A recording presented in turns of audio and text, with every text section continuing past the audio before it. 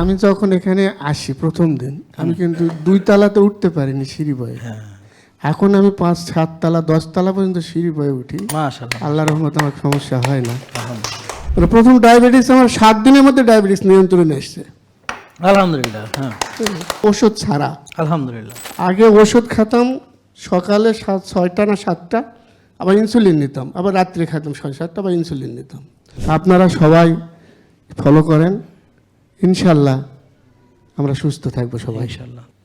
দেখে আপনি আসেন এদিকে। হ্যাঁ, এই যে হ্যাঁ, আপনার কথা তো কিছুটা শুনলাম, ওনার কথা একটু শুনি খুব সংক্ষেপে বাবা, বুঝছেন যে কি সমস্যা ছিল, কতদিন ছিল, কবে আসছেন, কেমনে ভালো হয়েছেন, সংক্ষেপে। হ্যাঁ, আমার 2012 সালে ডায়াবেটিস ধরা পড়ে। তা আমি অনেক দিন ধরেই ডায়াবেটিস ডাক্তারকে দেখাতাম, ওষুধ দিত, এবং এত ফ্যাট হয়ে গেল আমার 86 কেজি ওজন হয়ে গেছিল। আমি 24 সালে ডিসেম্বরে 11 তারিখে আমি এখানে পরামর্শ নেওয়ার জন্য আসছিলাম, এবং এখানকার পরামর্শ নেওয়ার পর আমাকে 2-3 মাসের মধ্যে, মানে প্রথম ডায়াবেটিস আমার 7 দিনের মধ্যে ডায়াবেটিস নিয়ন্ত্রণে এসছে। আলহামদুলিল্লাহ, হ্যাঁ, 7 দিনের মধ্যে ডায়াবেটিস আমার নিয়ন্ত্রণে এসে, মানে ওষুধ ছাড়া। আলহামদুলিল্লাহ, আগে ওষুধ খেতাম সকালে 6টা না 7টা, আবার ইনসুলিন নিতাম, আবার রাত্রে খেতাম 6-7টা, আবার ইনসুলিন নিতাম। এবং ইনসুলিন নিলে এমন হয় যে আল্লাহর মানে গামলাতে যা আছে মনে হয় সব খাই, মানে অনেক ক্ষুধা লাগে। তো এই যে এই কথাগুলো জানা দরকার যে ওনাকে ইনসুলিন দেওয়া হয়েছিল। কি দেওয়া হয়েছিল? ইনসুলিন। অথচ ইনসুলিন যে দিছে তখন ওনার, আপনার রিপোর্টগুলো একটু আনেন, যে ওনার ইনসুলিন দেওয়ার জন্য একটা শর্ত আছে। ডাক্তার, আমরা যে ডাক্তারি করি এগুলো তো আপনাদের কেউ বলে না, তো কিছু জিনিস আছে ডাক্তাররা নিজেদের ভিতরে সীমাবদ্ধ রাখে। যেমন ধরেন ইনসুলিন কাকে দেওয়া উচিত জানেন? যার ইনসুলিনের, কে বললো? Thank you. যার ইনসুলিনের, সবাই বলেন ঘাটতি মানে কি? যার ইনসুলিন তৈরি হয় না, যার ইনসুলিন তৈরি হয় না। হ্যাঁ, তো এখন এটা কবের রিপোর্ট? এর আগের রিপোর্টটা দেন, সর্বপ্রথম রিপোর্টটা দেন, যে একদম প্রথম যে রিপোর্টটা আপনি আমাকে করাইছিলেন। Thank you. এই যে, তো দেখেন ওনার আর লাস্টের রিপোর্ট কি এইটা বাবা? আপনি অনেক ভালো করেছেন, এক্সিলেন্ট। হ্যাঁ, এই দেখেন ওনার, আমি রিপোর্ট দুটো অ্যানালাইসিস করি। হ্যাঁ, এর মাঝখানে আরও রিপোর্ট আছে, বাট আমি জাস্ট প্রথম রিপোর্ট এবং লাস্টের রিপোর্টটা অ্যানালাইসিস করি। এটা হচ্ছে 11/12/24 সাল, ডিসেম্বর মাস 11 তারিখ 24 সালে উনি প্রথম মনে হয় এখানে এসেছেন। ওনার তখন সুগার, মানে ব্লাড সুগার লেভেল, ডায়াবেটিস তখন ছিল 9.7। বুঝতে পারছেন? 9.7। কেউ চাইলে যাচাই করে নিতে পারেন আমার কথা সত্য না মিথ্যা, নাকি বুঝেন নাই কথা? আসেন আয়সা, সন্দেহ থাকলে, নাকি বিশ্বাস করছেন? আচ্ছা, ঠিক আছে, থ্যাংক ইউ।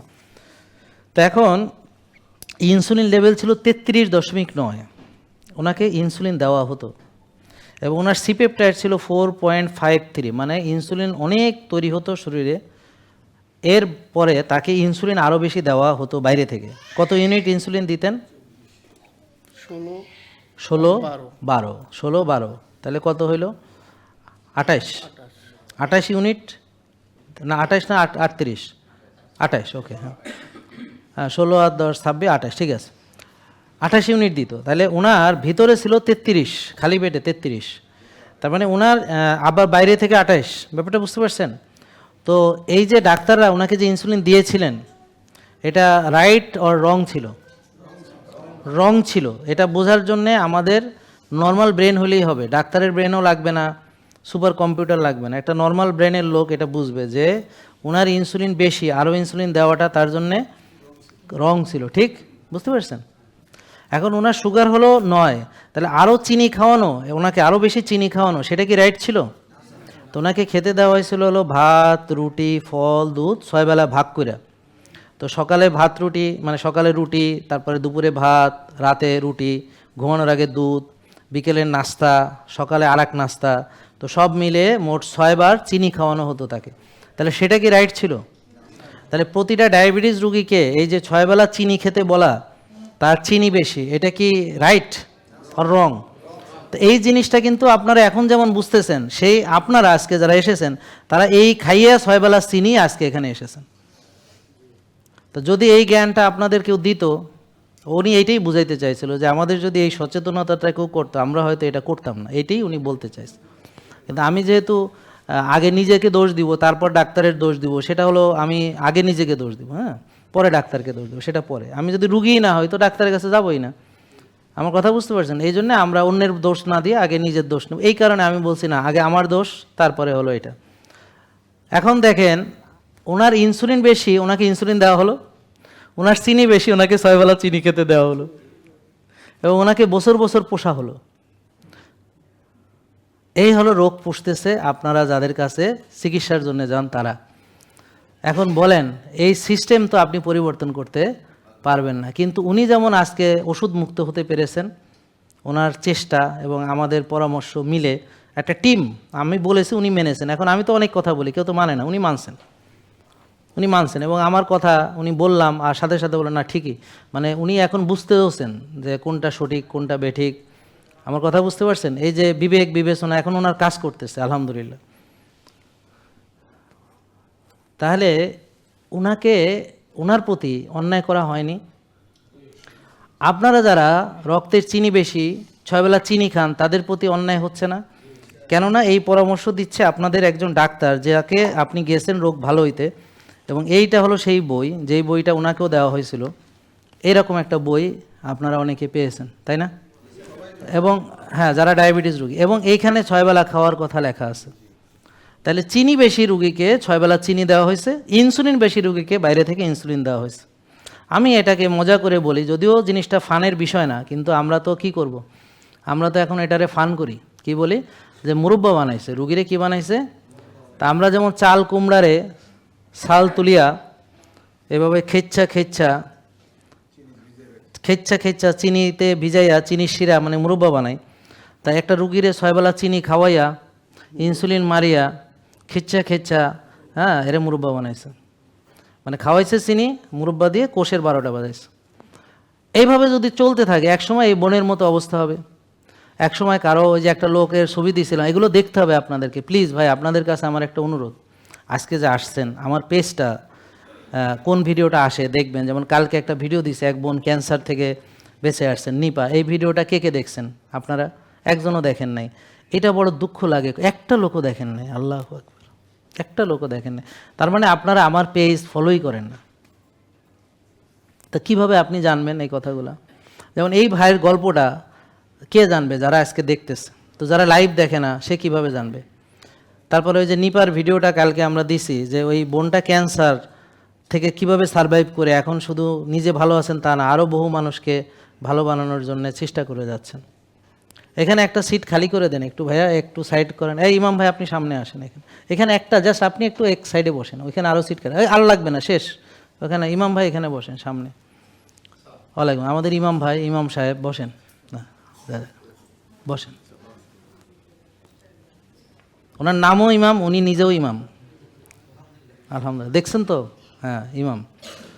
আচ্ছা, এখন আসেন, আপনাদের কাছে আমার একটা অনুরোধ, আমার অরিজিনাল পেজটা দয়া করে ফলো করবেন এবং মাঝে মাঝে এই ভিডিওগুলো যা আসে দেখবেন, লাইক দিবেন, কমেন্ট করবেন, শেয়ার করবেন। তা না হলে আপনি ভিডিও পাবেন না, আমার পেজের ভিডিও আপনার ওখানে যাবে না। আপনি যদি রেগুলার ভিডিও আসতে মানে আপনার চান যে মোবাইল খুললে আমার ভিডিও সামনে আসবে, তাহলে আপনাকে লাইক দিতে হবে, আপনাকে কমেন্ট করতে হবে, ভিডিও শেয়ার করতে হবে, এবং মাঝে মাঝে নিজেও পেজের মধ্যে ভিজিট করে আরও কী কী ভিডিও আছে দেখতে হবে। যেমন ফিরে আসার গল্পগুলো সব দেখতে হবে, success meet with doctor Jahangir Kabir দেখতে হবে, যে এই লোকটা ভালো হয়েছে, একে দেখে আরও বহু লোক বলবে না তাহলে আমিও তো পারবো, আমারও তো ইনসুলিন দেখা দরকার। তাহলে উনি যতদিন ডাক্তার দেখাইছে কোনোদিন উনি জানতো না হুমা আয়ার কাকে বলে। ভাই আপনি নিজে যদি একটু বলেন যে হুমা আয়ার কাকে বলে, আপনি জানতেন? না না, ওনাকে ডাক্তাররা শেখায়নি। তারপর আপনার ইনসুলিন লেভেল কত তা কি জানতেন? না না, শেখায়নি। তারপর যখন দেখলেন যে আপনার ইনসুলিন ভালো, ইনসুলিন তৈরি হয়, সিপেপটাইড, এখন যে আপনি ওষুধ মুক্ত আছেন, এখন আপনার অনুভূতি কি? এই দেখেন বোন কিন্তু এখনো ইনসুলিন দিতে দিতে ঝাঁঝরছে, আর আপনার এখন কোনো ওষুধ লাগে না। এই যে আপনার কেমন লাগে এখন? খুবই ভালো লাগে। আমাদের জন্য দোয়া করেন। ফি আমানিল্লাহ, ফি আমানিল্লাহ। অনেক ভালো লাগে। আমাদের মানে অ্যাকচুয়ালি আমাদের এই লাইফস্টাইল, ওষুধ কিছু নয়, লাইফস্টাইলই যথেষ্ট। হ্যাঁ হ্যাঁ, আবার দেখবেন এই যে উনি ভালো হয়েছে বলছে, এ দিয়ে একদল ডিব্বা বেচবে, ওষুধ বেচবে, হ্যাঁ মানে ওরা এআই এর ভিডিও বানাবে, দেখবে ওনার হাতে ধরায় দিছে ডিব্বা, বা আমাদের মাঝখানে রাখছে একটা ডিব্বা। তো এটা এখন এই যে ভিডিওগুলো কাদের কাছে যায়, যারা আমাদের অরিজিনাল পেজে নাই। আজকে সকালে ব্যাডমিন্টন খেলতে গেছে, ওখানে ওই যে ওই মাঠের ছেলেরা, স্যার আমার একটা রুগী আছে শেরপুরের, স্যার আপনারা কিভাবে কি করব, আমি তো আপনার একটা ভিডিও পাঠাইছি ওনারা। আমি বললাম তাই নাকি, তো ভিডিওটা দেখাও কি পাঠাইছে। আমি শিওর যে ও ভুল ভিডিও পাঠাইছে। পরে দেখা গেল যে ভিডিও পাঠাইছে এটা আর এখন আর ওপেন হইতেছে না, মানে ওই পেজ আমরা অলরেডি খাওয়া শেষ। হ্যাঁ, তা আমাদের প্রতিদিন এই খাওয়া দাওয়ার সাথে কিছু পেজ খাইতে হয়, প্রতিদিন আমরা 30-40টা ফেক পেজ খাই আর কি। খাইলে আবার জম্বির মতো ওরা আবার গজাইলে ওদেরকে খাওয়া হয়, আবার গজায়। তো এই ফাঁকেই অনেকে অলরেডি প্রতারিত হয়ে যায়। এরা অলরেডি এদের টাকা বেশি, কি করবে, হেরা ওই টাকা দিয়ে ডিব্বা কিনে, হেরা টাকা খরচ করার জন্য উদ্গ্রীব, মানে হেরা প্রতারিত হওয়ার জন্য রেডি, প্রস্তুত। যেমন ধরেন এই যে প্রতারণা করছে, এটা আপনি কি মনে করেন, ভালো না খারাপ? আর ওনার সঙ্গে যারা প্রতারণা করেছে তারা কারা জানেন? অত্যন্ত সম্মানিত সমাজের। আমার কথা বুঝতে পারছেন? ওনার সঙ্গে যারা প্রতারণা করেছে তারা কিন্তু অত্যন্ত সম্মানিত। ওনার চিনি বেশি, ওনাকে 6 বেলা চিনি খেতে দিয়েছে। ওনার ইনসুলিন বেশি, ওনার ইনসুলিন দিয়েছে বাইরে থেকে আরও। তো ওনার সিপেপটাইড মাপে নাই, ওনার ইনসুলিন মাপে নাই, ওনার হুমায়ার মাপে নাই। তাহলে এইটা, এই যে উনি যে ভালো হইলেন এখন, তাহলে এই ভালোটা উনি হইতে পারতেন আরও কয়েক বছর আগে। তখন এই জীবন থেকে যে ওনার যে কয় বছর ইনসুলিন, কয় বছর মারছিলেন? ইনসুলিন প্রায় 7-8 বছর, 7-8 বছর। 8 বছর যে উনি ইনসুলিন মারছেন, এই যে কথা কষ্ট, এটা কে ফিরিয়ে দিবে? উনি যদি ওইসব প্রতারকের পাল্লায় না পড়তেন, তাইলে উনি ইনসুলিন দেওয়াই লাগতো না, ওষুধ খাওয়াই লাগতো না। এবং আমাদের ফলো করে ভালো হইতে লাগছে কয়দিন? 7 দিন। 7 দিনের মধ্যে আমি রেজাল্ট পাই। তাহলে এই 7 দিনের মধ্যে আরও যদি 7-8 বছর আগে মানতো, 1 দিন 2 দিন বা 3 দিন, নাকি বোঝেন নাই কথা? তাহলে উনি যে এই যে কষ্ট করলেন, তাহলে এই যে উনি যে এত ইনসুলিন মারলেন, এই টাকাটা কি ডাক্তার দিছে? ডাক্তার তো লিখে গেল। এই যে বোন যে 10টা ওষুধ খায়, টাকা কি ডাক্তার দেয়? উনি যে ইনসুলিন মারে, ইনসুলিনের টাকা কে দেয়? ওনার ফ্যামিলি তো বহন করে নাকি, বা উনি বহন করে, ঠিক? তাহলে এই যে টাকাগুলো যে লাগলো, খরচ হইলো এত বছর ধরে, বছরকে বছর টাকাগুলো যে খরচ হইলো, সেই টাকাগুলো খরচ হইলো কেন? এর দায় কে নিবে? তাহলে আপনি ধরেন একটা ডিব্বা কিনে প্রতারিত হয়েছেন, এটা আপনি মেনে নিতে পারছেন না, আমিও পারতেছি না, যেহেতু আমার নামে প্রতারণা হচ্ছে এবং আমার ছবি ব্যবহার করতেছে, আমার ভিডিও ব্যবহার করতেছে। অনেকে আবার ভাবতেছে জাহাঙ্গীর কবির বোধহয় এরকম, অনেকে ভাবতেছে, যারা জানে না চিনে না, হ্যাঁ, সে আবার ভাবতেছে আমি বোধহয় এরকম করতেছি, ঠিক না? ও তো আর আমার সম্পর্কে জানে না, ও ফেক জাহাঙ্গীর কবিরকে চিনে, অরিজিনালটা চিনে না, কারণ ও আমার পেজে নাই। এই জন্য পেজে থাকাটা জরুরি, এই জন্য পেজ শেয়ার করা জরুরি, এই জন্য ভিডিও শেয়ার করা জরুরি। আমার অরিজিনালটা যত মানুষের কাছে বেশি পৌঁছাইতে পারবেন, তাদের প্রতারণা থেকে তত বেশি বাঁচাইতে পারবেন। আর আমাদের নাম্বার 09678242404, 09678242404, 09678242404, যেমন 09। আমরা সংখ্যা হলো 0 থেকে 9 পর্যন্ত, এটাই আমাদের সংখ্যা। এরপর হলো 6-7-8, হ্যাঁ, 6-7-8। এরপর হলো যেমন আমরা 6টার মধ্যে খাওয়া শেষ করতে বলি, বুঝতে পারছেন তো? যাক, 6টা-7টার মধ্যে খাওয়া শেষ করবেন, 8টা শ্বাসের ব্যায়াম করবেন, 6-7-8 মনে রাখা সোজা। এরপর হলো 24 ঘন্টা একদিন, তো 24-24 দুইবার, যে আমাদের এটা ডিসিপ্লিনটা 24 ঘন্টার ডিসিপ্লিন, 24 আওয়ার্স, তো 24-24। আর এটা সারা জীবন মানতে হবে, 0 ফর মানে ফরএভার, আপনি 0 ফর মানে সারা জীবন মানতে হবে। তো 09678242404 বলেন। 0 প্রথমে বলেন 09 বুঝতে সমস্যা হয়েছে? বলেন 6-7-8, বলেন 24-24, তারপর 04, বলেন 09678242404। মনে থাকবে? বাংলা ইংরেজি মিলায় টিলায় মুখস্থ করেন যেন ভুল নয়। যে কোনো ভিডিও আমার যখনই যা দেখবেন, যদি দেখেন এই নাম্বারটা নাই, বুঝবেন এটা ভুয়া, ফেক, প্রতারণা, ব্যাস শেষ। আর আমাদের পেজে আমাদের মোট ফলোয়ার আছে 40 লাখেরও বেশি। তাহলে যেখানে 40 লাখ ফলোয়ার নেই, তাহলে ওটা ভুয়া, কথা বলছেন? এছাড়া আপনারা যারা ফেসবুক চিনেন, বুঝেন যে ব্লু বাটন একটা থাকে, তো ওই ব্লু বাটন থাকে, তো এখন বেশিরভাগ লোক তো ফেসবুক চালায় কিন্তু কিছুই বুঝে না, ব্লু বাটন কোনটা, অথেন্টিক পেজ কোনটা, ফেক কোনটা, এআই ভিডিও কোনটা, হ্যাঁ, মানে এগুলো বুঝে না, এই জন্যে তারা ধোকা খায়। এই জন্যে আমাদের মুসলমানদেরকে যেন ধোকা আমরা না খাই, এই জন্যে জ্ঞান অর্জন করা ফরজ করা হয়েছে। তো যাদের এই জ্ঞানটা নাই, তারা ধোকা খাবে। তাহলে মনে থাকবে যে কোনো বিষয়, কি নাম্বারটা বলেন তো? 09678242404। আবার বলেন, আবার বলেন। এটা একদম সবাই মুখস্থ করাই দিবেন, মানে যে কোনো ভিডিও যে বলবে, বলে দেখো এই নাম্বারটা পাও কিনা। 0901 না 09678। আর আপনাদের ব্যাগের মধ্যে আপনাদের বই খাতা যা দিব সবার মধ্যে নাম্বার খালি লেখা আছে। আপনাকে ব্যাগ দেব, আপনার বই খাতা যা দিব সব ডায়েরি মাইরি যা আছে সব কিছুর মধ্যে এই নাম্বার লেখা আছে, এবং যারা ভিডিও দেখতেছে এখানে নাম্বার যাচ্ছে। ক্লিয়ার? সবাইকে বলবেন যে এই নাম্বার নাই মানে তুমি প্রতারণার খপ্পরে পড়ছো। ক্লিয়ার? এটা একটু ভালো করে মনে রাখবেন। এখন আবার আসেন, ওনার আলোচনাটা আমরা কেন দীর্ঘায়িত করতেছি জানেন? কারণ এই একটা লোকের বিষয়টা যদি আপনারা বোঝেন, এরকম লক্ষ লক্ষ লোক যারা আজকে ইনসুলিন নিচ্ছে কিন্তু জানে না তার ইনসুলিন তৈরি হয় কিনা, যারা আজকে ইনসুলিন নিচ্ছে জানে না তার ইনসুলিন লেভেল কত, যারা আজকে চিনি খাচ্ছে 6 বেলা অথচ তার চিনি বেশি, এবং তারা একটা বড় ধোঁকার মধ্যে নিজেরা আছে কিন্তু নিজেকে মনে করতেছে সে ধোঁকামুক্ত, মানে সে মনে করতেছে আমি সঠিক কাজ করতেছি। কারণ হ্যাঁ একজন বড় চিকিৎসক এবং বিশাল বড় ডাক্তার, বিশাল বড় হাসপাতাল, হাজার হাজার লাখ লাখ রুগী এখানে চিকিৎসা হয়, এই জন্য ভাবতেছে এটা সঠিক। তবে মনে রাখবেন জাহান্নামে যাবে হচ্ছে 999 জন, 1000-এ 1 জন শুধু জান্নাতে যাবে। হুজুর আমার কথা ঠিক আছে? তাইলে এখন সংখ্যাগরিষ্ঠ দেখেই বিভ্রান্ত হওয়ার কোনো সুযোগ নাই। তো সংখ্যাগরিষ্ঠরা জাহান্নামে যাবে, আর আমাদের সমাজে সংখ্যাগরিষ্ঠরা হলো রুগীরা, সুস্থ লোক সংখ্যায় কম। তো ফজরের নামাজ জামাতে পড়ে এরা হলো সংখ্যালঘু, আর সংখ্যাগরিষ্ঠ হলো যারা নামাজই পড়ে না অথবা জামাতে পড়ে না বা ফজরের নামাজ মসজিদে যায় না, এরা হলো সংখ্যাগরিষ্ঠ। এই জন্যে সংখ্যালঘু সবসময় যে খারাপ তা না। যেমন জান্নাতে সংখ্যালঘুরা যাবে আর সুস্থতা মানবে সংখ্যালঘুরা। আমরা হইলাম সবচেয়ে সংখ্যালঘু যারা ভালো কাজের দাওয়াত দেই। বেশিরভাগ লোক স্বার্থপরতা করে, নিজের স্বার্থ ছাড়া কিছুই চিন্তা করে না। একটা কথা বলতে কাজ করতে 100 বার নিজের স্বার্থ কি হাসিল হবে সেটা ভাবে। আমরা নিঃস্বার্থভাবে কাজ করি, এটা আপনাদের বিশ্বাস করতে হবে, এটা বিশ্বাস করতে হবে, না করলে গুনাহ হবে একদম। আমরা নিঃস্বার্থভাবে আপনাদের জন্য কাজ করি। ভাই আমার সময়ের দাম আছে, আমি এখানে বসে বসে যে আপনাদের সঙ্গে কথা বলতেছি, এটা কোনো ব্যবসা না, এটা হলো আপনাকে বাঁচানোর চেষ্টা করতেছি। এবং আমার একটা প্রোডাক্ট আপনাকে দিচ্ছি সেটাও আপনাকে বাঁচানোর জন্যে, কারণ আরেকটা প্রোডাক্ট খাইলে আপনি ক্ষতিগ্রস্ত হবেন। ভাই আমার প্রোডাক্ট নিচ্ছেন আপনি? হ্যাঁ। একটু যদি সবাইকে বলেন। আচ্ছা আপনারে আমি টাকা পয়সা দেই নাই তো নাকি?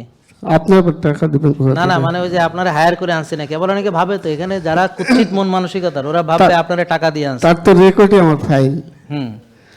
আমাকে যে টাকা দিলে আসবেন তার রেকর্ডই আমার ফাইল। তো যাই হোক, মানে ওনার অনেকগুলো ফাইল আছে বুঝছেন। মানে আমাদের এখানে উনি অনেকবারে আসছেন। অনেকবার আসছি, বিশেষ দাওয়াতেও আসছিলাম। আচ্ছা বলেন তো, এই যে ওনার চেহারা দেখে খুশি খুশি লাগে না?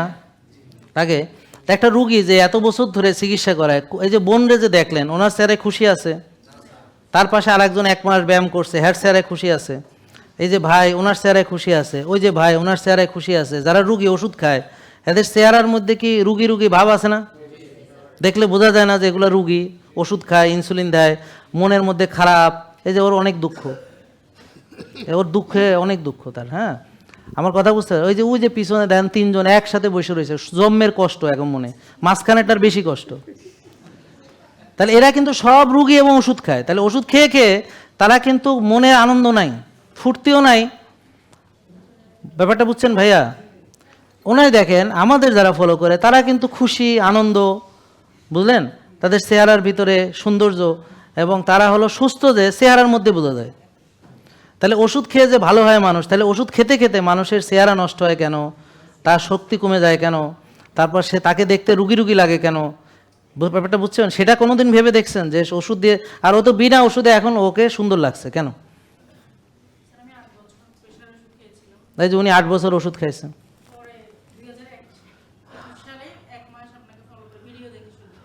ফলো করে প্রেশার ওষুধ মুক্ত হয়েছে, আলহামদুলিল্লাহ। আলহামদুলিল্লাহ। যে বোন এখন অনেক ভালো। তো এরকম যারা মনে করেন যে আমাদের ফলো করবে তারা হবে খুশি আনন্দিত। আমার কথা বুঝতে পারছেন? কিন্তু এমন অনেকে আছে যারা আমাকে ফলো করছে, ওষুধও মুক্ত হয়েছে, কিন্তু মনে আনন্দ নাই। ও আসলে আমার পুরোটা পায় নাই, মানে ভাষাভাষা উপর থেকে একটু নিয়ে মনে করছে আমি সব পেয়ে গেছি। আসলে ও ভিতরে ঢুকতে পারে নাই, গভীরে যাইতে পারে নাই, যে কে লাইফ স্টাইলের মূলের ভিতরে যাইতে পারে নাই। তো বেশিরভাগ হচ্ছে এই ধরনের ফলোয়ার যারা এখনও মূলে ঢুকতেই পারে নাই, ভাষা উপরে ফলো করে, সারফেসে আছে। যেমন অনেক মেয়েরা আছে আমাদের ফলো করে, যদি বলি যে আপনার রাগ কমছে, বলে হ্যাঁ কমছে। এখন ধরেন আপনার মেজাজ খারাপ হলে নিজে সেটাকে নিয়ন্ত্রণ করে আবার ভালো বানাইতে পারেন, জি পারি। ওরা হলো আমার ফলোয়ার। কিন্তু যারা এখনও সেটা পারে না এবং যারা বলে যে আমার টেনশন চলে আসে, আমার দুশ্চিন্তা হয়, আমার বুক ধড়ফড় করে, আমার ঘুম আসে না, আমার ভয় লাগে, ওরা আমার পুরো ফলোয়ার না, ওরা হলো মাঝামাঝি ফলোয়ার, মানে একটু খাওয়া দাওয়া ঠিক করছে, হয়তো একটু ব্যায়াম ট্যায়াম করে এইরকম,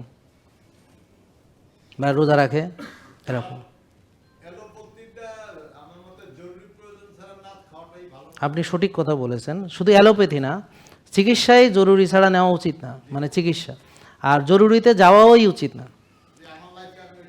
হ্যাঁ, যাওয়াই উচিত না, জরুরিতে যাওয়াই উচিত না। জরুরি হলে তো লাগবেই, আমি নিজেও যাব জরুরি হলে, সিরিয়াস প্রবলেম হলে। হ্যাঁ, বুঝতে পারছেন ওনার কথা, যে আমরা জরুরি অবস্থা, আপনার কথা আমরা বুঝে ফেলছি, জরুরি ছাড়া আমরা যাব না। হ্যাঁ,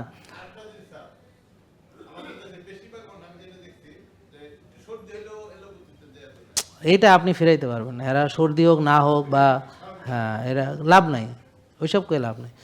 যারা রুগী, উনি যেটা বলতে যাচ্ছে এটা তো আমি কয়েকদিন আগেও বলছি, ভাই ভাইরাস অ্যান্টিবায়োটিক খাবেন কেন? কিন্তু ডাক্তারের কাছে যাবেন, অ্যান্টিবায়োটিক দিয়ে দিবে। আপনার বাচ্চারা যতবার নেবেন সর্দি কাশি জ্বর সব তো বার অ্যান্টিবায়োটিক দেবে। ধৈর্য ধরেন একটু, ধৈর্য তো ধরে না কেউ, অস্থির হয়ে যায়, তারপরে অ্যান্টিবায়োটিক খায়। আমি ছোটোবেলা থেকে অ্যান্টিবায়োটিক খাই অভ্যাস হয়েছে, এখন বড় হলে খাইতে হবে। আবার দেখা গেলো যারা রেগুলার খায় ওরা না খাইলে নিউমোনিয়া হয়ে যাবে, ঝামেলা আছে। তো এই জন্যে, আর ধরা গেলো খালি অ্যান্টিবায়োটিক যে সে খাবে, আসলে তো সে সয়াবিন তেল খায়, সে আবার মানে উল্টাপাল্টা খায়, এখন তো তার ইমিউনিটি নাই, তো এখন তো সে ওষুধ না খেয়ে কী করবে? তার তো ইমিউনিটি ডেভেলপ করতে হবে। তো সে ব্যায়াম করে না, ইমিউনিটি নাই, সূর্যের আলোতে যায় না, ইমিউনিটি নাই, ভিটামিন ডি কম, নষ্ট খায়, ইমিউনিটি নাই, না রাত জাগে, ইমিউনিটি নাই, ভোরে ওঠে না। হ্যাঁ, তো এখন টেনশন করে, তো এইভাবে সে মনে করেন তার ইমিউন সিস্টেম দুর্বল, তো এখন সে তো তার ওষুধ খাবে না তো করবে কি? তো এখন ইমিউন সিস্টেম যদি ভালো থাকে ওষুধ তো লাগে না। এই যে কয়েকদিন আগেও তো আমার দেখলেন সর্দি হয়েছিল, আমি তো ওষুধ খাই না, আমি ভালো হই নাই, হয়েছি তো, তা আমি তো কোনো ওষুধই খাই না, তো ভালো হইলাম কেমনে? কিন্তু এরা তো ধৈর্য ধরবে না,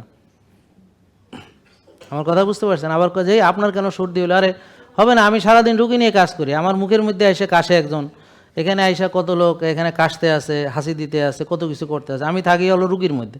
তো এখন এটা তো আমার একটা জীবাণু তো আসতে পারে, কিন্তু কথা হলো সে টিকছে কিনা, কে জিতছে, আমি না? হ্যাঁ, তা আমি তো ওষুধ খাই না, জিতছি তো আমি, এত চলে গেছে, বিদায় নিয়েছে। এখন আমার দেখা গেল আবার অনেক দিন ধরে আমার ন্যাচারাল যে ইমিউনিটি, এই ধরনের জীবাণু যদি আমাকে আক্রমণ করে, ওদের ভাত নাই, কারণ ওর বিরুদ্ধে আমার ইমিউন সিস্টেম অস্ত্র বানায় সব রেডি করে রাখছে, সাজায় রাখছে, আসলেই ঢেলে শেষ।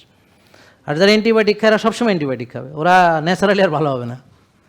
ব্যাপারটা বুঝতে পারছেন? এই জন্যে ন্যাচারালি যদি আমি ভালো হই, তাহলে আমার ইমিউন সিস্টেমের ভিতরে মেমোরি তৈরি থাকে, সে ওই যেই জীবাণুর বিরুদ্ধে লড়াই করছে ওর এগেনস্টে সকল অস্ত্র বানায় সাজসজ্জা করে রেখে দেয়, যখন ওই জীবাণু আবার ঢুকে সাথে সাথে ওকে অ্যাটাক করে, এরকম ব্যাপারটা বুঝছেন? তো এগুলো আমরা অনেকে বুঝি না, জানি না, ইমিউন সিস্টেম বুঝি না, রোগ প্রতিরোধ ক্ষমতা বুঝি না। তো যাই হোক, আমি এই যে ওনার ব্যাপারে দেখেন, ওনাকে দেখে আপনাদের ভালো লাগছে, উনি এখন ওষুধ মুক্ত, ওনারও ভালো লাগতেছে, তো চলেন নিজের যত্ন নেই, নিয়ে নিজে ভালো থাকি, সবাই মিলে ভালো থাকি। আসলে ওনার রিপোর্টটা একটু অ্যানালাইসিস করি, তাহলে দেখেন ওনার 9 ছিল সুগার, এখন আমাদের ফলো করে সুগার আছে 4.9, মানে মাত্র 4.9, মানে 5-এর কাছে। তাহলে বিনা ওষুধে এখন আছে কত? 5। আর ওষুধ যখন খাইতো, ইনসুলিন নিত, তখন ছিল 9.7, মানে 10, ঠিক আছে? এরপরে ইনসুলিন ছিল তার 33.9, আর এখন ইনসুলিন আছে শুধু 3.6, বুঝছেন? তার হুমায়ের ছিল হচ্ছে 14.7, হ্যাঁ, এটা এখন আছে 0.79। এটা হলো তোমার, এটাও জানুয়ারি মাসের রিপোর্ট, মানে 28শে জানুয়ারি 2026। আর এটা হলো না, এটা আর এরপরে তো আর নাই, না এরপরে, তাহলে তো দরকার নেই আমার, বুঝতে পারছেন? আমার এই দুটোই দরকার, এটা হলো প্রথম যেদিন এসেছিল আর এটা হলো লাস্টের দিন, আজকে তো এখনও আমরা রিপোর্ট পাইনি, বুঝছেন? তাইলে এটা হলো 11/12/24, এই বাম হাতের রিপোর্ট, আর ডান হাতেরটা হলো আপনার 28/1/26। তাহলে ওনার হুমায়ের 1 থাকার কথা, ওনার 1-এরও কম, ওনার ইনসুলিন 4 থাকার কথা, 4-এরও কম, 3.6, সুগার 5 থাকার কথা, 5-এরও কম, 4.9, বিনা ওষুধে। আর যখন উনি ওষুধ খাইতো, 6 বেলা চিনি খাইতো, ইনসুলিন মারতো, তখন ওনার সুগার ছিল 9.7, ওনার ইনসুলিন ছিল 33.9, মানে 34, ওনার হুমায়ের ছিল 14.7, এবং ওনার সিপেপটাইড ছিল 4.53। আজকে সবাই যদি আপনারা যে কোনো ডায়াবেটিস রোগী যারাই দেখবেন, পরিচিত অপরিচিত জানা অজানা ধৈরা ধৈরা খালি বলবেন তোমার হোমায়ার কত, তোমার ইনসুলিন কত, তুমি কেন ওষুধ খাও, তো এসব থেকে মুক্তির উপায় আছে, বলবেন কি না সবাই? বলবেন?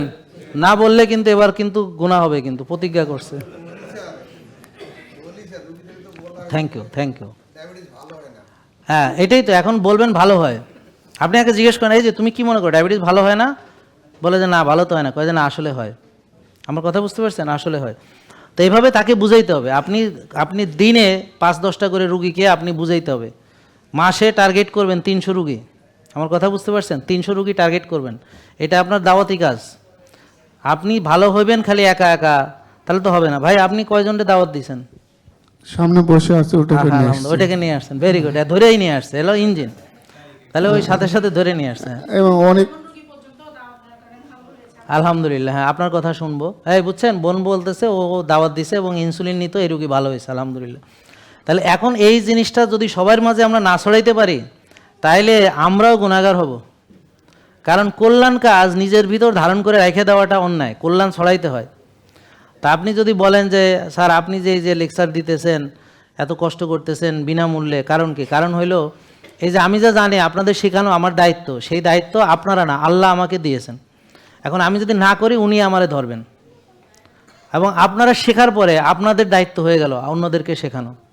তাহলে আমরা 3টা জিনিস সবাইকে শেখাবো, যে আপনার যে কোনো ডায়াবেটিস রুগী তার হোমায়ার জানা দরকার, ইনসুলিন লেভেল জানা দরকার, সিপেপটাইড ইনসুলিন তৈরি হয় কিনা জানা দরকার। যদি না জানে তাহলে ভুল চিকিৎসা হবে। চিনি বেশি রুগীকে 6 বেলা চিনি খাওয়াবে, ইনসুলিন বেশি রুগীকে ইনসুলিন দিবে, যার ইনসুলিন তৈরি হয় তাকেও ইনসুলিন দিবে। তাহলে ইনসুলিন দেওয়া যাবে যার ইনসুলিন তৈরি হয় না, ইনসুলিনের ঘাটতি আছে, কথা বুঝতে পারছেন, তাদেরকে ইনসুলিন দেওয়া লাগবে। তাহলে আমি শিখাই দিলাম আপনাদেরকে। এখন আমি যে শিখাচ্ছি এজন্যে আমার যারা ডাক্তার বন্ধুরা আছে তারা আমার উপরে খুব নাখোশ, তো পারে না আমারে ম্যারিটারি ফেলায়। এখন তো আবার সবাই মিলে একবার আমার পিছনে লাগছিল, দেখছেন না? তো সুযোগ পাইলেই দেখবেন গালাগালি করে, অথবা আপনি যদি ওনার চেম্বারে গিয়ে আমার কথা বলেন দেখবেন আপনারে কি করে জানেন? আচ্ছা জানেন? হ্যাঁ ওই যে ওনারে হ্যাঁ বলে তো, হ্যাঁ তাহলে আমার কথা ঠিক আছে, তা ঠিক আছে। তা আমরা কারণ আমি বদনাম করি না, আমরা সিস্টেমের কথা বলি। আমি কোনো ডাক্তারের নাম উল্লেখ করে কারো বদনাম করি না। সিস্টেমটা এমন, ঠিক সিস্টেমের কথা বলা যাবে না হুজুর? হ্যাঁ যাবে, সিস্টেমের কথা বলতে হবে। আর ব্যক্তিগতভাবে কোনো ডাক্তারের নামে আমি কুৎসা রটনা করছি কেউ বলতে পারবো না, কোনো ডাক্তারের নাম বরং ওনারা যখন ডাক্তারের নাম বলতে যায় আমি বলি না, নাম বলার দরকার নেই, হাসপাতালের নাম দরকার নেই। কারণ আপনি দেখাইছেন একজন ডাক্তার, সবাই একসময় আমিও ওইভাবে লিখতাম। ওই যে ইমাম ভাই জানে দাগনবিয়াতে থাকতে আমিও ইনসুলিন দিতাম, আমিও ওষুধ দিতাম, তা আমিও ওই কাজ করছি, তাহলে আমিও তো একসময় এভাবেই করছি। তাই এখন এই জন্যে তারা তো অ্যাকচুয়ালি নিজেরা বুঝতো না, জানতো না, ঠিক আছে। কিন্তু এখন কষ্ট লাগে এই কারণে, আমি যে 6-7 বছর ধরে এভাবে বলতেছি, ওপেনলি বলতেছি, এখন তো উনি জানতেছে, আপনারা জানতেছেন, তো যারা এই চিকিৎসা করে তারা জানতেছে না, এটা কিন্তু ঠিক না। এখন আর এটা বিশ্বাস করা যায় না। এখন আগে আমি তাদের প্রতি সদয় যে ওনারা জানে না, বোঝে না। আমি কিন্তু কোনোদিন ডাক্তার অ্যাটাক করে জীবনে কথা বলিনি আগে, হ্যাঁ আগের ভিডিও দেখবেন, কোনোদিন না। কিন্তু এরপর যখন তারা আমার বিরুদ্ধে লাগলো, আমাকে অ্যাটাক করলো সবাই মিলে, এবং আমাকে মানে একদম মানে ইয়ে করে দিবে, মানে ভ্যানিশ করে দিবে এরকম, মানে সবাই মিলে একত্রিতভাবে, হ্যাঁ। তো তখন আমি বুঝলাম যে তারা তো জানে, তাইলে এবার আমি কি বলি তারা তো জানে। এখন না জানে তো আর আমার বিরুদ্ধে তারা লাগে নাই, জানে বুঝেই লাগছে। কারণ আমি চাই রুগীকে রোগমুক্ত ওষুধ-মুক্ত করতে, তার মানে অটোমেটিক ডাক্তার মুক্তও করতে। আর তারা চায় রুগীকে ওষুধযুক্ত করতে, ওষুধ খাওয়াইতে, ইনসুলিনে আনতে, রুগী পুষতে, অর্থাৎ রুগীর সংখ্যা বাড়াইতে, মানে ডাক্তারের ইনকাম বাড়াইতে। এখন দুটো কনফ্লিক্ট করবে স্বাভাবিকভাবে, এটা তো দুই মেরুর দুইজন আমরা হয়ে গেলাম। এখন যখন তারা বুঝলো যে ঘটনা এটা, তখন না আমার বিরুদ্ধে লাগছে, নাহলে তাদেরও ব্যস্ততা আছে, হ্যাঁ এত সময় আছে নাকি যে আমার বিরুদ্ধে লাগবে, হ্যাঁ রুগী টুগি থুইয়া হ্যাঁ এইখানে সময় দিব, এখানে তো ইনকাম নাই, বুঝতে পারছেন? তো তাইলে সে বুঝতে পারছে যে এই জন্য আমার বিরুদ্ধে লাগছে। এখন আমি তো বলতে কোনো অসুবিধা নেই যে তারা জানে, জেনে বুঝেও তারা এই কাজ করতেছে। কি বলেন? আই ভাই আপনারা তো ডাক্তার না, আপনারা যদি জানতে পারেন হোমায়ার কাকে বলে, আপনারা যদি সিপেপটাইড বুঝেন, আপনারা যদি ইনসুলিন বুঝেন, তাহলে একজন বিজ্ঞ ডাক্তার তিনি বোঝেন না এই কথা বলার, এটা তো লজ্জার ব্যাপার। আর তুই বুঝিস না, তো ডায়াবেটিস চিকিৎসা করাস, তুই বিশেষ অজ্ঞ নাকি বিশেষজ্ঞ? তখন তো রুগীরা বলবে এই ভাই আপনি কি বিশেষজ্ঞ না বিশেষ অজ্ঞ? যে আপনি বললেন আপনি জানেন না, তো আপনি ডায়াবেটিস চিকিৎসা করতেছেন, আপনি হুমায়ুন জানেন না, আমার হয় কি? তা আপনার বইয়ে আছে, বইয়ের নাম হলো গ্রিন স্প্যান এন্ডোক্রাইনোলজি বই। যদিও এখন ইন্টারনেটে সবই আছে, এআইরে জিজ্ঞেস করেন, ঠিক আছে বুঝলাম যে হেরা বেকুব ধরনের, মানে বেকুব কিসিমের আর কি, এআইটাই বুঝে না, মনে করেন থার্ড ক্লাস, হ্যাঁ বুদ্ধি নাই, তো তোর মেইন বই তো পড়স তুই, তো যে বই পড়ে তো এন্ডোক্রাইনোলজিস্ট হইছো, সেই গ্রিন স্প্যান এন্ডোক্রাইনোলজি বোঝে, হুমায়ুন আর নাই, তো তুই জানোস না কে? আমার কথা বুঝতে পারছেন তো? যেহেতু আছে তাহলে এখন আসলে কি জানে না তাই ভাবতেছেন? আরে জানে, ঠিকই জানে, কিন্তু আপনাদের বলবে না। আর আমি বলতেছি ঝামেলাটা ওইখানে, অন্য কোথাও না। আমার সাথে তাদের কোনোই মানে কোনো কিছু নিয়ে কিছু হয় নাই যে, আর আমি কিরাল লোক, এই যে ইমাম ভাই জানে আমি দাগনভূঞা ছিলাম বহু বছর, আমি কেমন মানুষ এরা সবাই জানে, যারা আমার সাথে মিশে টিশে তারা জানে যে আমি হলাম এমন একটা লোক যে আমার সাথে কোনোদিন কারো ঝামেলা বিবাদ ঝগড়া ফাসাদ এগুলো হওয়ার কোনো সুযোগই নেই, কারণ আমি নিজের স্বার্থ কোনোদিন ভাবিই না, তো ঝগড়া লাগবে কি নিয়ে? অন্য নিজের স্বার্থ ভাবলে না ভাই এটা ঝগড়া লাগে। আমার কথা বুঝতে পারছেন? এই যে ওখানে ছিলাম, এখন ওরা বলে ওই যে আপনার যারা ন্যাশনাল হসপিটাল বলে যে এখন বুঝে যে আমারে তারা কি ঠগাইছে মানে আমারে যে টাকা পয়সা তারা দিছে, এখন ওই টাকা দিয়ে এখন ডাক্তার পাবে? আমি যে রাত দিন খাটছি সেখানে, তো আমি আমার স্বার্থেই খাটছি, আমি কাজ শিখছি আলহামদুলিল্লাহ, সে কাজ আমার কাজে লাগতেছে, আমার অভিজ্ঞতা তো কেউ কেড়ে নিতে পারবেন, কিন্তু যেই মূল্যায়ন আমাকে করা হয়েছে, তো ওরা এখন বুঝতেছে যে এরা এখন বলে যে আপনার মতো আর কাউরে জীবনে পাবো এই আশাও আমরা এখন আর করিই না, কারণ বুঝছে যে পাওয়া সম্ভব। হ্যাঁ, আর জাহাঙ্গীর কবির পাওয়া এত সোজা? বুঝলেন না?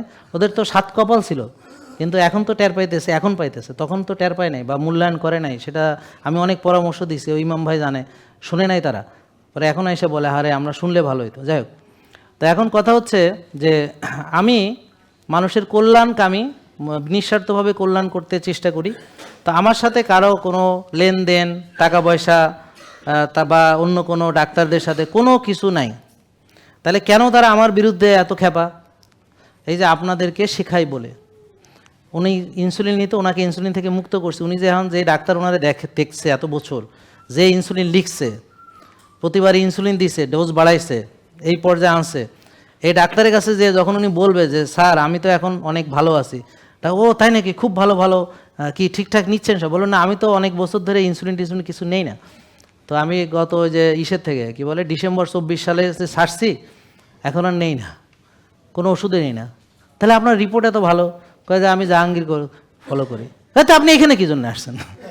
তো এখানে আসছেন কেন? তো ওখানে না আপনি যাবেন, আবার আমার কাছে কেন আসছেন? বলে যে আমি জানাইতে আসলাম আর কি আপনাকে, যে আপনি যে আমারে ইনসুলিন টিনসুলিন দিয়ে এত বছর পুষছেন, আমার চিনি বেশি, আমার চিনি ছিল 9.7 মানে 10, আমারে 6 বেলা চিনি খাইতে দিয়েছেন, এই বই, এই যে সেই বই। আপনি আমার ইনসুলিন ছিল মাপেন নাই জীবনে, আমার ইনসুলিন মারছেন, আমার ইনসুলিন তৈরি হয় এটাও মাপেন নাই, আমার ইনসুলিন তৈরি হইতো তাও দিছেন। আর দেখেন আমি এখন বিনা ওষুধে বিনা ইনসুলিনে, আমার সুগার এখন 4-5, আমার ইনসুলিন এখন 3-4, আমার এখন হুমায়ুন 0.79, এই যে দেখেন। তো এগুলো যে আপনারা করতেছেন, তা আমি তো এত বছর ধরে 2 বছর ধরে বিনা ওষুধে যদি ভালো থাকি, তাহলে আমি যে 7 বছর আমার ইনসুলিন দিলেন, তো এই ইনসুলিনটা আপনি যে দিলেন, আমি যে এত টাকা খরচ করলাম, আমি তো দিয়া তো আমার লাভ হয়ই নাই 1 পয়সার, বরং উল্টা আমার টাকা খরচ হয়েছে, আমার সুগারও বেশি ছিল, আমার ইনসুলিনই বেশি ছিল, আমি রুগী ছিলাম, আমি সাফার করছি, তো এইটার কি হবে? তখন ওই ডাক্তার ওনাকে আর কিছু বলতে পারবে না, যেহেতু সে এখন যদি বলে, উনি যদি বলে যে আমি সাংবাদিক নিয়ে আসছি, আমি আইনজীবী নিয়ে আসছি, তাহলে তো আরও ভয় পাবে, বলবে খাইছে, ভয়ঙ্কর ব্যাপার। তো এই জন্যে সে কী করবে, বলবে যে মনে মনে কো শালার জাহাঙ্গীর, তোর কারণে আজকে আমার এই অবস্থা। তো সে যতদিন জীবন আছে আমার বিরোধিতা করে যাবে এবং আমার বিরুদ্ধে কুৎসা রটনা করে যাবে এবং বিভিন্ন রকম আমার বিরুদ্ধে প্রোপাগান্ডা ছড়াইয়া যাবে, কারণ রিয়েল কিছু তো আর ছড়াইতে পারবে না। রিয়েল কিছু ছড়াইলে তো ভালো ভালো কথা কইতে হবে, মানে আমি যা করি, আমি তো খারাপ কিছু করি না, তো যদি আমার নামে কিছু সত্যি সত্যি বলতে চায় তো ভালো ভালো কথা বলতে হবে, তো সেটা তো আর সে বলতে পারবে না। তো কি করবে, তো যা বলবে খারাপ খারাপ কথা, তাহলে সেগুলো কি প্রোপাগান্ডা, মিথ্যা রটনা। এবং এই মিথ্যুকদের এবং মিথ্যাবাদীদের শাস্তি আল্লাহ নিজেই দিবেন, আর বান্দার হক তো আল্লাহ নিজে মাফ করবেন না। তো এখন যেহেতু আমার হক তারা নষ্ট করলো, আমার নামে কুৎসা রটনা করলো, মিথ্যা প্রচারণা করলো, মিথ্যা প্রোপাগান্ডা ছড়ালো, তো এটা তো তারা কিভাবে আল্লাহর কাছে মাপ পাবে? আল্লাহ ক্ষমাশীল, দয়ালু, মেহেরবান, সব আল্লাহ খালি ক্ষমা করে দিবেন, কিন্তু বান্দার হকের ব্যাপারে আল্লাহ বলেছেন যে না, হুজুর ঠিক আছে, হ্যাঁ হ্যাঁ বান্দার হক আল্লাহ ক্ষমা। বোঝা গেল? তো এই যে ভাই, এই যে এখন অনেক ভালো আছেন, আমরা দোয়া করি। আমি খুশি হয়েছি কেন জানেন? উনি আজকে আসছে, এখন তো উনি ভালো, ওনার তো আসার দরকার নেই। এবং বেশিরভাগ লোক আপনারা এই ভুলটা করবেন যে ভালো হয়ে গেছি এখানে আর যাব না। আপনি আজকে কেন আসছেন সত্যি কথা বলেন? আমি শুধু আপনার উদ্দেশ্যেই আসছি। আমার ওই 1 মাস 2 মাস বা 3 মাস পর পর আমি এটা টেস্ট করি, যদি আমার কোনো কিছু বেড়ে গেল নাকি এটা লক্ষ্য মানে উনি করার জন্য। নিজেকে নিয়ন্ত্রণে রাখেন। এইটা যেদিন উনি ছেড়ে দেবেন, ধরেন 2 বছর আর আসলো না, দেখবেন এবার রুগী হয়ে আবার আসছে। কথা বুঝতে পারছেন? এই ভুলটা সবাই করে, সেটা কি ফলো আপ ঠিক মতো দেয় না। আর যখনই ফলো আপ না দেয় তখনই শয়তান তাকে পেয়ে যায়। আর যদি সে রেগুলার আসে তাহলে সে জানে যে আমার এই রিপোর্ট এখানে আছে, ওই রিপোর্ট এখানে আছে, তো সে সতর্ক থাকে এবং আসবে। এই চিন্তা মাথায় থাকার কারণে সে চিন্তা করে যে আমার যদি ভিটামিন ডি কমে যায়, আমি তো রোদ্রে যাইয়া তারপর ওখানে যাইতে হবে, আমি তো উল্টাপাল্টা খেয়ে গেলে আমার রিপোর্ট খারাপ হবে। তো সে আসবে এই চিন্তার কারণে সে নিজেকে সব কিছু ওইভাবে চলে। কারণ গেলে ওকে তো জিজ্ঞেস করবে কি করছো না করছো, আমার কথা বুঝতে পারছেন? তো রেগুলার আসার মানে হলো যে ও যে আবার জিজ্ঞাসিত হবে, আমার ডাক্তার জিজ্ঞেস করবে, আমি জিজ্ঞেস করবো, পুষ্টিবিদ জিজ্ঞেস করবে এবং রিপোর্ট মিলাবো।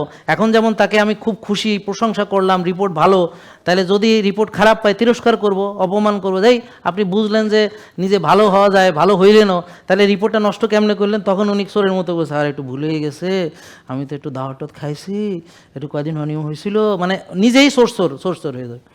নাকি বুঝেন নাই কথা? এখন যখন বুক ফুলায় দাঁড়ায় রয়েছে তখন কাচুমাচু করে দাঁড়াবে অপরাধীর মতো, নাকি বুঝেন নাই? তা এই জন্য রেগুলার আসলে পরে তখন আর তার অপরাধীও হবে না, সে বুক ফুলায় আসবে যাবে, তার একটা ডিসিপ্লিন রেগুলারিটিস থাকবে। তাহলে এখান থেকে কি শিখলাম? ভালো হওয়ার পরও রেগুলার আসা জরুরি।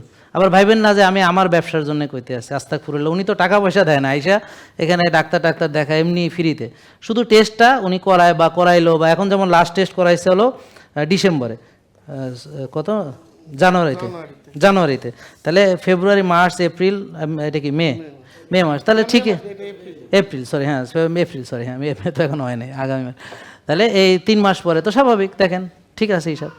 তো 3 মাস পরে আপনারা সবাই করেন, 2-3 মাস পরে টেস্ট করেন না? কিন্তু কারা যারা রুগী পুষতেছে, রোগ পুষতেছে, রেগুলার ওষুধ খাইতেছে, ভালো হইতেছে না, ওষুধ বাড়তেছে, ডাক্তার ভিজিট দিতে আসে, তারাও করায়, উনিও করাচ্ছে, কিন্তু ওনার কোনো ওষুধ লাগতেছে না, ডাক্তারের ভিজিট লাগতেছে না, কিছুই লাগতেছে না। আর সবচেয়ে বড় কথা হলো উনি এনজয় করতেছে। ওনার আগে এই যে ফুড়ে যে যন্ত্রণা, বোন এই যন্ত্রণা কি কষ্ট, ফুটতে ইনসুলিন মারতে কষ্ট না নাকি আরাম? তো ওই কষ্ট ওনার নাই, আপনারও থাকবে না। যদি আপনার ইনসুলিন তৈরি হয় আপনারও থাকবে না, প্রেশারের ওষুধটাও নাই, লাগে না। মানে আমাকে ফলো করা মানে কোনো ওষুধ লাগবে না। প্রেশার থাক ভালো হয়ে যাবে, ফ্যাটি লিভার থাকলে ভালো হয়ে যাবে, ডায়াবেটিস থাকলে ভালো, মানে সোজা কথা হলো ওনার জীবনের যা সমস্যা আছে সব ভালো হয়ে যাবে, মনের কষ্টও দূর হয়ে যাবে, তারপর শক্তি ফিরে আসবে, তারুণ্য ফিরে আসবে। মানে উনি যেরকমটি আগে ভালো ছিলেন, আগে যখন রুগী ছিলেন না, তার চেয়ে এখন আরও বেশি ভালো থাকবেন। কারণ উনি যখন রুগী ছিলেন না তখন সয়াবিন তেলই খাইতেন, যখন রুগী ছিলেন না তখনও তিনি সাদা ভাত সাদা রুটি এগুলো খাইতেন, ডাল, হ্যাঁ, চাষের ডিম উনি তখন এটা খাইতেন এবং ওভাবে ব্যায়াম ট্যাম করতেন না, যার ফলে তো উনি রুগী হয়েছিলেন এবং রুগী হওয়ার পরেও ওনার এইভাবেই চলছে। কিন্তু এখন যেভাবে উনি খাচ্ছেন, যে নিয়ম মানতেছেন, যেভাবে ভিটামিন ডির ব্যাপারে রোদ্রে যাচ্ছেন, যেভাবে খাওয়া নিয়ন্ত্রণ করছেন, যেভাবে রোজা রাখছেন, যেভাবে আর্লি ঘুমাচ্ছেন, এটা তো উনি জীবনে করেন নাই। তার মানে উনি এখন এই বয়সে এসে যে তারুণ্য উপভোগ করবেন, যে মজাটা লুটবেন, এই মজা উনি জীবনেও কোনো দিন পান নাই। দেখেন বোঝেন কিনা, বোঝেন নাই কথা? তাহলে আমাদের ফলো করার পরে সে এমন ভালো হবে যে ভালো সে জীবনে কোনোদিন ছিলই না। তাহলে এখন যদি কেউ বলে আমারে ফলো করে দুর্বল হয়েছে, তাহলে কি বুঝবেন? যে কিছু জানে না, মানেও না, জ্ঞানও নাই, মানেও না। আমার কথা বুঝেন নাই? যারা ফলো করবে তারা কি হবে? সে ধরেন ভালো খায়, ভালো ঘুমায়, ভালো ব্যায়াম করে, ভালো ডিসিপ্লিন মানে, ভালো রুটিন মানে, রোদ্রে যায়, ঘাসে হাঁটে, শ্বাসের ব্যায়াম করে, নামাজ পড়ে, রোজা রাখে, দান সাদাকা করে, হ্যাঁ, কল্যাণ ছড়ায়, মানুষকে শেখায়, জ্ঞান অর্জন করে নিয়ে জ্ঞান বিতরণ করে। তো এই ধরনের লোক সে কিভাবে অকল্যাণ প্রাপ্ত হইতে পারে? তার কেমনে দুর্বল হয়ে যাইতে পারে? সে কেমনে মাথা ঘুরতে পারে? তো এগুলো তো দেখা যাচ্ছে যে যারা ভাবে যে আমাদের ফলো করে, অনেকে জানেই না ফলো করা কাকে বলে। তো তারা এই মানে দেখা গেল না খেয়ে খেয়ে, রোজা রেখে কম খেয়া, তারপরে লবণ মেশানো পানি খায় না, ডাবের পানি, মাথা ঘুরে পড়ে গেছে। তো এটা তো হইতে তো এটা কি আমাদের তরিকা? আর একজন আছে ওজন কমাইতে, যে না খেয়ে খেয়ে কঙ্কাল হইয়া একেবারে শুকায় সিমসে হয়ে গেছে, আমচুর হয়ে গেছে। আমচুর চিনেননি? আমচুর চিনেন? আপনি তো আমচুর চিনেন না? ও আমসি, হ্যাঁ হ্যাঁ, আমচুর মানে শুকাইয়া। তো ওটা তো আমার তরিকা না, আমি তো এটা বলি না, আমি কি শুকাইয়া কঙ্কাল? তো তাহলে তো অত শুকানো তো আমি বলি নাই, ঠিক আছে, মনে থাকবে ইনশাল্লাহ। তাহলে একটা উদাহরণ দেখেন, এরকম বহু আমাদের উদাহরণ আছে এই ধরনের, বুঝতে পারছেন, যারা আমাদের ফলো করে তাদের কি পরিণতি, আর যারা ডাক্তার দেখায় যে ওনার মতো বোন এরকম পরিণতি, এখন 10টা ওষুধ, এখন ইনসুলিন এতগুলা, এখন তার যন্ত্রণা, তার কষ্ট, তার দুঃখ, তার বেদনা, বুঝতে পারছেন, সব তার আছে। কি ভাই বুঝতে পারছেন? হ্যাঁ, থ্যাংক ইউ, আপনাকে অনেক ধন্যবাদ। আরেকটা কথা বলি, হ্যাঁ বলেন। হ্যাঁ, আমি যখন এখানে আসি প্রথম দিন, আমি কিন্তু 2 তালাতে উঠতে পারিনি সিঁড়ি বয়ে। এখন আমি 5, 7 তালা, 10 তালা পর্যন্ত সিঁড়ি বয়ে উঠি। মাশাআল্লাহ। আল্লাহর রহমতে আমার সমস্যা হয় না। 2 নম্বর হলো, আমি 2 কেজি জিনিস হাতে চাড়া পারতাম না, এখন আমি 90 থেকে 80 কেজি আমি চাটতে পারি, মাশাআল্লাহ, মাশাআল্লাহ, শুধু ব্যায়াম এবং এনার পুরো পরামর্শে। আলহামদুলিল্লাহ, আপনারা সবাই ফলো করেন, ইনশাল্লাহ আমরা সুস্থ থাকবো সবাই। ইনশাআল্লাহ। Thank you. আসসালামু আলাইকুম। ওয়ালাইকুম আসসালাম। অনেক অনেক ধন্যবাদ। জেকে লাইফস্টাইল, ওষুধ মুক্ত সুস্থ জীবন।